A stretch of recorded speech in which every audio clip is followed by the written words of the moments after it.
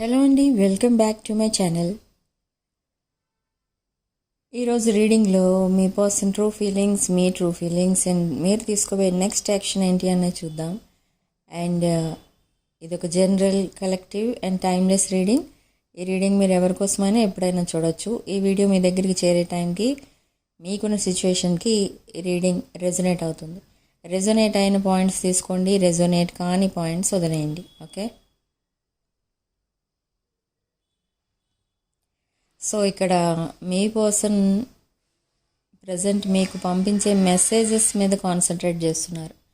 అంటే ఏంటంటే జనరల్గా మీకు సెపరేషన్కి ముందు ఇక్కడ ఎవరైతే మిమ్మల్ని చీట్ చేసి మిమ్మల్ని గోస్ట్ చేసిన పర్సన్ ఎవరైతే ఉన్నారో ఆ పర్సన్ మీకు మిమ్మల్ని గోస్ట్ చేసి మీతో సెపరేట్ అయిన తర్వాత మీరంటే ఏంటో, మీ వాల్యూ ఏంటి అనేది తెలుసుకున్నారు. కానీ అప్పుడు మీకు సెండ్ చేసే మెసేజెస్ వేరేగా ఉండేవి. ఇప్పుడు మీకు సెండ్ చేయబోయే మెసేజెస్ చాలా డిఫరెంట్గా ఉండబోతున్నాయి. అది ఒక అపాలజీ మాత్రమే కాదు, అపాలజీతో కమిట్మెంట్ కూడా యాడ్ అయ్యి ఉంటుంది ఆ మెసేజెస్లో. అండ్ మీ పర్సన్ కూడా చాలా షాక్ అవుతారు. అసలు ఏంటి, ఇలాంటి మెసేజెస్ నేను ఎప్పుడూ ఎవరికి పంపలేదు, ఫస్ట్ టైం మీకు పంపిస్తున్నానని మీ పర్సన్ కూడా అనుకుంటారు. సో అంత ఏమంటారు దాన్ని, అంత దాంట్లో ఎఫెక్షన్ అనేది కనిపిస్తుంది అనమాట ఆ మెసేజ్లో. ఓకే, అండ్ మీ పర్సన్ ఏమనుకుంటున్నారంటే అసలు మీకు ఇక్కడ మనకి టవర్ మూమెంట్ కూడా కనిపిస్తుంది. టవర్ కార్డ్ ఎందుకు వచ్చింది ఇక్కడ అనంటే ఎండ్ ఆఫ్ వన్ సైకిల్. అంటే ఇప్పుడున్న ప్రజెంట్ మీరు ఇద్దరు కలిసి ఫేస్ చేస్తున్న మూమెంట్ ఏదైతే ఉందో, ట్రామాలో ఉన్నారు మీరిద్దరు. మీ పర్సన్ గోస్ట్ చేసినందుకు మీరు ట్రామాలో ఉన్నారు. అండ్ మీ పర్సన్ ఎవరైతే రిలేషన్లో ఉన్నారో వాళ్ళు మీ పర్సన్ని గోస్ట్ చేసినందుకు మీ పర్సన్ ట్రామాలో ఉన్నారు. మీ పర్సన్కి ఇక్కడ డబుల్ ట్రామా. ఎందుకంటే మిమ్మల్ని అక్కడ మీ పర్సన్ని ఇంకొకరు చీట్ చేస్తే మిమ్మల్ని మీ పర్సన్ చీట్ చేశారు ఇక్కడ. అందుకే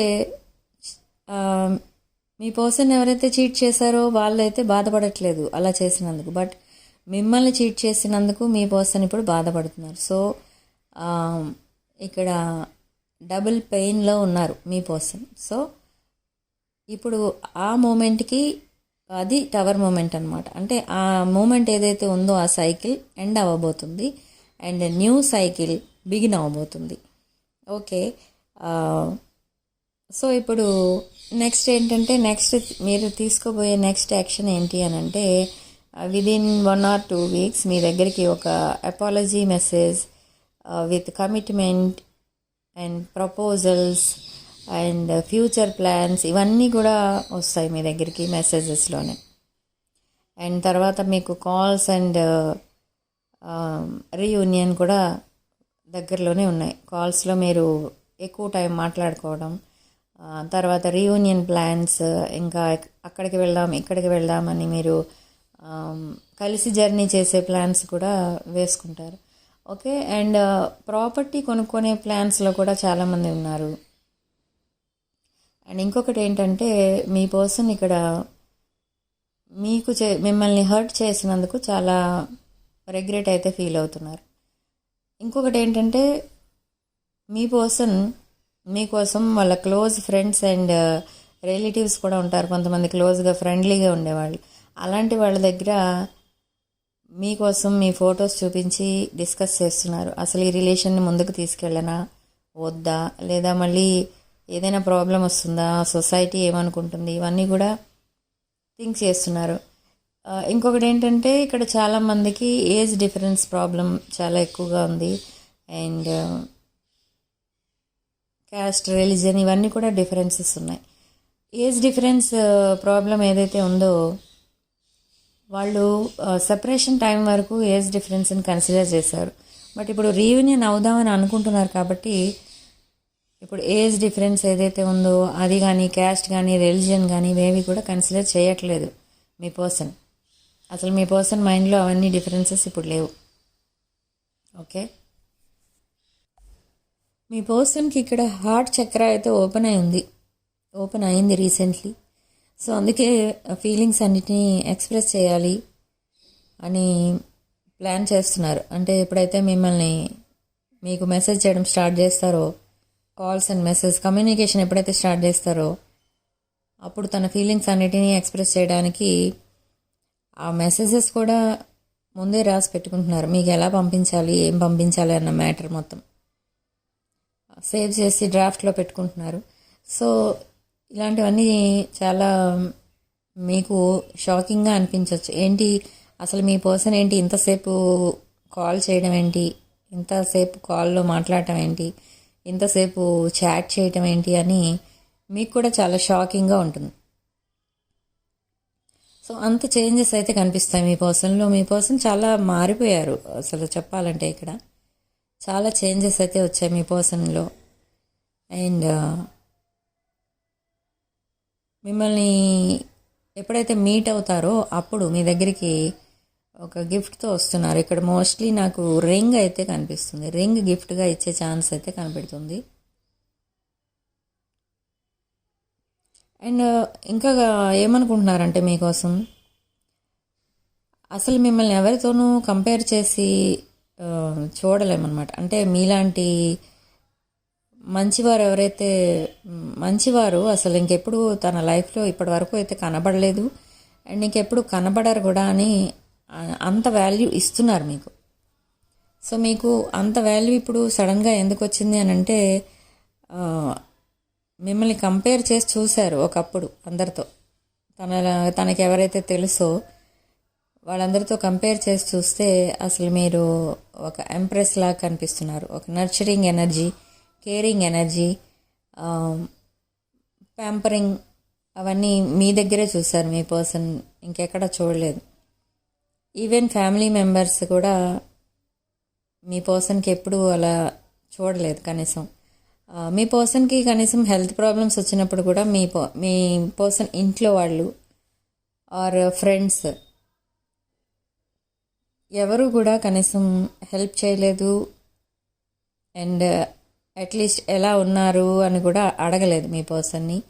సో ఇవన్నీ గుర్తు చేసుకుంటే మీ పర్సన్కి మీరు ఒక డివైన్ ఎనర్జీలా కనిపిస్తున్నారు. ఎందుకంటే కమ్యూనికేషన్ లేనప్పుడు కూడా మీరు మీ పర్సన్ మీకు రిప్లై ఇవ్వాలి అని అనిపించినప్పుడు కూడా మీరు బిఫోర్ సెపరేషన్ కూడా చాలా కైండ్గా మాట్లాడేవారు, ఒక మదర్ లాగా మాట్లాడేవారు. బట్ ఇప్పుడు ఏంటంటే కానీ అప్పుడు మీ పర్సన్ మిమ్మల్ని టీజ్ చేసేవారు అనమాట. ఆ వే ఆఫ్ టాకింగ్ అది బాగాలేదు, కొంచెం ఓవర్గా ప్యాంపరింగ్ చేస్తారు, అది ఇది అని మిమ్మల్ని అనేవారు. బట్ మీరు అవన్నీ కేర్ చేయలేదు అప్పట్లో.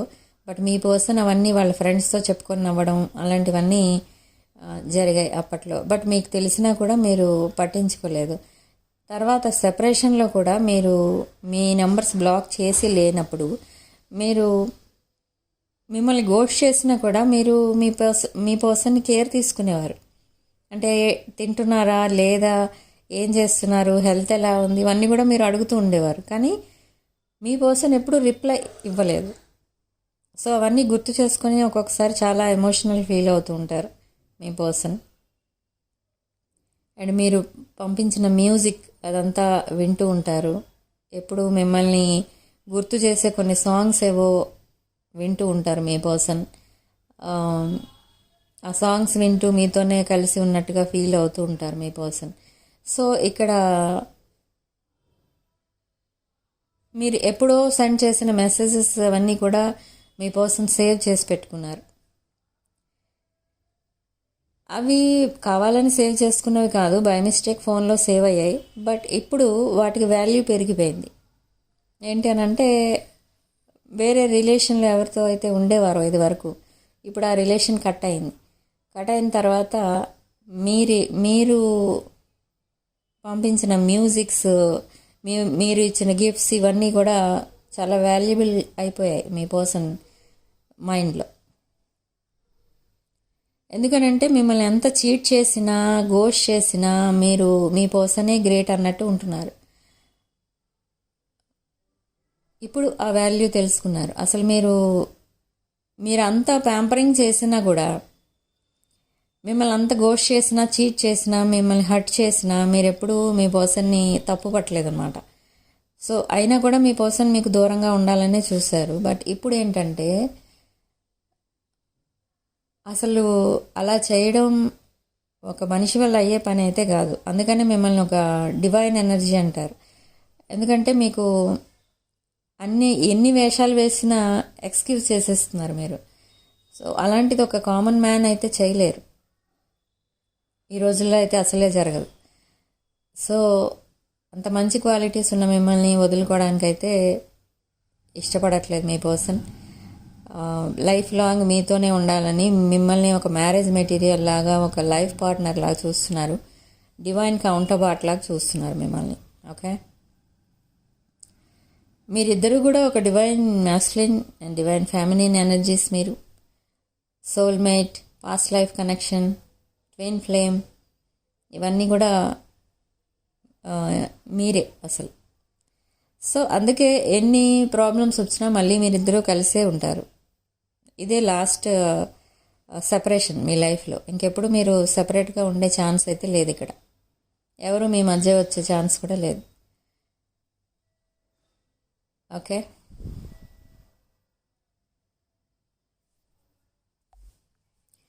మీ పర్సన్ ఇక్కడ చాలా లోన్లీగా అయితే ఫీల్ అవుతున్నారు. ఇంకా ఐసోలేషన్లో ఉన్నట్టుగానే ఫీల్ అవుతున్నారు. ఎందుకంటే ఎంతమంది ఉన్నా ఇంకా లోన్లీగానే ఫీల్ అవుతున్నారు. చుట్టూ అందరూ ఉన్నా లోన్లీగానే ఫీల్ అవుతున్నారు. ఎందుకు అనంటే మీరు లేరు అక్కడ. సో తన మైండ్ అంతా మీ దగ్గరే ఉంటుంది. కానీ ఇంకా వెయిట్ చేద్దాం, ఇంకా కొంచెం హీలింగ్ జరిగిన తర్వాత మీ దగ్గరికి రావాలి అని ప్లాన్ చేసుకుంటున్నారు. అండ్ ఒక మేజర్ ఫైనాన్షియల్ ప్రాబ్లం ఏదో మీ పర్సన్ మీద ఉంది. ఆ బర్డెన్ ఉంది కొంచెం. సో అది మిమ్మల్ని కలిసి మీతో డిస్కస్ చేస్తే మీ పర్సన్కి అది కూడా ప్రాబ్లం లాగా అనిపించదు ఇంకా అప్పుడు. ఓకే, సో మీ పర్సన్ ఎప్పుడు మెసేజ్ చేస్తారు, ఎప్పుడు రీయూనియన్ అవుతుంది అనేది ఇక్కడ క్వశ్చన్ చాలామందికి. మెసేజెస్ ఎప్పుడు వస్తాయి అని అంటే, నాకు తెలిసి ఇక్కడ వచ్చేది ఏంటి అని అంటే డేట్స్ వస్తున్నాయి. September 3rd to October 5th లోపు మీకు రీయూనియన్స్ అవుతాయి. కమ్యూనికేషన్ స్టార్ట్ అవుతుంది. అండ్ ఎవరైతే మ్యారేజ్ వరకు వెళ్ళాలి అని అనుకుంటున్నారో, అన్మ్యారీడ్ పీపుల్ ఎవరైతే చూస్తున్నారో ఈ వీడియో, వాళ్ళకి మ్యారేజ్ నెక్స్ట్ ఇయర్ అయితే తప్పకుండా అవుతుంది మీ ఇద్దరికి. బట్ రీయూనియన్ మాత్రం నేను చెప్పిన డేట్స్లో రీయూనియన్ అవుతుంది. అండ్ కమ్యూనికేషన్ కూడా విదిన్ 2 weeksలో స్టార్ట్ అవుతుంది.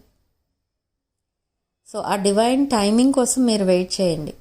ఇదంతా యూనివర్స్ చేస్తున్న పనే కాబట్టి యూనివర్స్ మిమ్మల్ని ఎప్పుడు కలపాలంటే అప్పుడే కలుపుతుంది. బట్ మీరు కూడా మీ సైడ్ నుంచి మీరు మేనిఫెస్టేషన్ చేసుకుని మీరు కూడా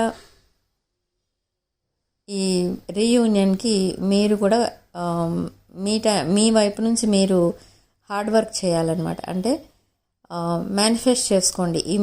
మీరు చేసే ఈ ట్రూ మేనిఫెస్టేషన్స్ ఏవైతే ఉంటాయో అవి యూనివర్స్ తప్పకుండా రిసీవ్ చేసుకుంటుంది. అండ్ మీరు ఏదైతే కోరుకుంటున్నారో అది తప్పకుండా జరిగేలా చేస్తుంది. మీ పర్సన్ని మీ దగ్గరికి పంపించడానికి ఫోర్స్ చేస్తుందన్నమాట యూనివర్స్. ఆ సిచ్యువేషన్స్ అలా క్రియేట్ చేస్తుంది. సో అందుకే కొంతమంది విషయంలో మీ పర్సన్ సడన్గా మీ ఇంటికి రావడమో లేదా సడన్గా మీరు మీ పర్సన్తో మాట్లాడడమో జరుగుతుంది.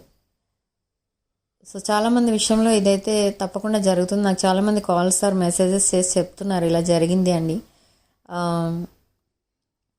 ఇంకొకటి ఏంటంటే, మీరు మేనిఫెస్టేషన్ చేసుకునేటప్పుడు పాజిటివ్ మేనిఫెస్టేషన్ అయి ఉంటేనే అది వర్కౌట్ అవుతుంది. అంటే ఆ రిలేషన్ ఏదైతే మీరు కోరుకుంటున్నారో అది జెన్యూన్ రిలేషన్ అయి ఉండాలి. జెన్యూన్ రిలేషన్స్ మాత్రమే వర్కౌట్ అవుతాయి. లేదు అందులో ఏదైనా కొంచెం తేడా ఉంది అనుకోండి, అవి మీరు ఎంత మేనిఫెస్ట్ చేసినా అవి అవ్వవు, జరగవు. ఓకే, యూనివర్స్ మీకు కోఆపరేట్ చేయదు. ఎవరికైతే ఈ మేనిఫెస్టేషన్స్ వర్కౌట్ అవ్వట్లేదని అనుకుంటున్నారో వాళ్ళు ఫస్ట్ పాజిటివ్ ఎనర్జీకి దగ్గరగా ఉండాలి. అంటే పాజిటివ్ థింకింగ్, మీ థాట్ ప్రాసెస్ మార్చుకోవాలి, పాజిటివిటీ వైపు ఆలోచించాలి మీరు. అంటే అన్నీ పాజిటివ్గా ఆలోచించాలి, నెగిటివ్ థింకింగ్ అనేది ఉండకూడదు. అండ్ ఎవరిని కూడా ఊరికే తిట్టడం, ఎవరి కోసం మనం చెడ్డగా చెప్పుకోవడం, ఇలాంటివన్నీ కూడా మనం ఎప్పుడు చేయకూడదు అనమాట. అలాంటివి చేసిన వాళ్ళు ఎప్పటికీ సక్సెస్ అనేది చూడరు. ఓకే, సో మెడిటేషన్ టైమింగ్స్లో కూడా మీరు మంచి టైమింగ్స్లో చేసుకోండి ఈ మెడిటేషన్. జనరల్గా బిఫోర్ సన్ రైజ్ చేస్తే మంచిది, అండ్ ఆఫ్టర్ మూన్ రైజ్ చేస్తే మంచిది మెడిటేషన్. ఎందుకంటే అప్పుడు మీరు ప్రశాంతంగా ఉంటారు. అండ్ మనం ఎక్కడైతే ఉంటున్నామో ఆ ప్లేస్ కూడా ఆ టైమింగ్స్లో చాలా సైలెంట్గా ఉంటుంది. అంటే అందరూ కూడా సైలెంట్గా ఉంటారు ఆ టైంకి. అలాంటి టైంలో పాజిటివ్ ఎనర్జీ ఎక్కువ రిలీజ్ అవుతుంది అనమాట ఎర్త్ పైన. సో ఆ పాజిటివ్ టైమింగ్స్లో చేసుకోండి మీరు, before sunrise and after moonrise. అంటే ఈవినింగ్ 6 ఆ టైంకి చేసుకోవచ్చు, అండ్ మార్నింగ్ 5:45 లోపు చేసుకోవచ్చు మెడిటేషన్. ఆ మెడిటేషన్ టైంలోనే మీరు మేనిఫెస్టేషన్ కూడా చేసుకోండి. ఓకే, అండ్ పాజిటివ్ ఎనర్జీ కావాలి, చాలా ఫాస్ట్గా మన బాడీలో డెవలప్ అవ్వాలి అనుకుంటే మీరు ఫస్ట్ చక్ర హీలింగ్ చేసుకోవాలి. చక్ర హీలింగ్ చేసుకోవడానికి మీరు క్రిస్టల్స్, రుద్రాక్షలు వాడచ్చు. Crystals bracelets and rudraksha and gem stones ఇలాంటివి వేసుకోవడం ద్వారా మీరు మీ చక్రాస్ ఏదైనా బ్లాక్ అయి ఉంటే ఆ బ్లాకేజెస్ అని ఓపెన్ అవ్వడానికి ఉపయోగపడతాయి ఈ క్రిస్టల్స్. జనరల్గా హార్ట్ చక్ర, థ్రోట్ చక్ర అండ్ సక్రాల్ చక్ర ఇవన్నీ బ్లాక్ అయితే మనకి రిలేషన్షిప్ ప్రాబ్లమ్స్ ఎక్కువ వస్తాయి. అండ్ ఈ స్వాదిష్టాన చక్రం అంటారు, సేక్రల్ చక్ర, ఆ చక్ర బ్లాక్ అయినప్పుడు చాలామందికి డయాబెటీస్ వచ్చే ఛాన్సెస్ కూడా ఉంటాయి. సో ఇవన్నీ చక్ర హీలింగ్ జరగడానికి కూడా మనకి క్రిస్టల్స్ బాగా ఉపయోగపడతాయి అన్నమాట. సో అది ఫాస్ట్గా జరగాలి, చక్ర హీలింగ్ జరగాలి అనుకున్న వాళ్ళు మీరు క్రిస్టల్స్ వేసుకోవడానికి ట్రై చేయండి. ఓకే, ఈరోజు రాశుల విషయానికి వస్తే మనకి మేషరాశి, సింహరాశి, ధనుష్ రాశి, వృషభ రాశి, మిథున్ రాశి, కన్యా రాశి, కుంభరాశి, వృశ్చిక రాశి, కర్కాటక రాశి కనిపిస్తున్నాయి. And lucky number 9. And comment సెక్షన్లో మీరు 2323 అని టైప్ చేయండి. అండ్ కామెంట్ సెక్షన్లో 2323 అని టైప్ చేసి పాజిటివ్ ఎనర్జీని క్లెయిమ్ చేసుకోండి. And personal readings, reunion remedies, రుద్రాక్షలు, జెమ్ స్టోన్స్, క్రిస్టల్స్, వాస్తు పిరమిడ్స్ ఇలాంటివి ఏం కావాలన్నా కూడా మీరు నా వాట్సాప్ నెంబర్ స్క్రీన్ పైన ఉంటుంది, ఆ నెంబర్కి కాల్ ఆర్ మెసేజ్ చేయండి, నేను రెస్పాండ్ అవుతాను, డీటెయిల్స్ చెప్తాను. ఇవన్నీ కూడా మీరు అమౌంట్ పే చేసి తీసుకోవాల్సి ఉంటుంది. ఓకే, సో రీడింగ్ కనుక మీకు రెజొనేట్ అయితే ఐఎమ్ సో హ్యాపీ. రెజొనేట్ అయిన పాయింట్స్ తీసుకోండి, రెజొనేట్ కాని పాయింట్స్ వదిలేయండి. ఓకే, సో వీడియోని ఇంతటితో ఆపేస్తున్నానండి. నెక్స్ట్ వీడియోలో మళ్ళీ కలుద్దాం. వీడియోని లైక్ చేయండి, షేర్ చేయండి. 6 of 1 ఛానల్ని సబ్స్క్రైబ్ చేసుకోండి. Sharing love and light.